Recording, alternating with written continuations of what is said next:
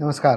शीख धर्माचे 9वे गुरु तेग बहादूर यांनी आपल्या जीवन कार्यामध्ये कायमच मानवतेचा संदेश दिला, धार्मिक स्वातंत्र्य जपण्यासाठी धडपड केली आणि शीख धर्माचाच नव्हे तर एकंदर मानवतावादाचा प्रसार सर्वत्र केला.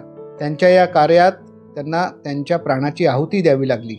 हे वर्ष त्यांच्या बलिदानाचे 350वे शहीदी वर्ष म्हणून साजरे केले जात आहे. त्यांनी केलेला त्याग हा या देशाच्या एकतेसाठी, शांततेसाठी, समानतेसाठी आणि धार्मिक स्वातंत्र्यासाठी त्यांनी जो त्याग केला, त्यांच्या बलिदानाची आहुती जी दिली ती आपणा सर्वांना प्रेरित करणारी अशीच आहे. या निमित्तानं हिंद दी चादर हा एक मोठा कार्यक्रम दिनांक 28 फेब्रुवारी आणि 1 मार्च रोजी खारघर, नवी मुंबई येथे आयोजित करण्यात आलेला आहे.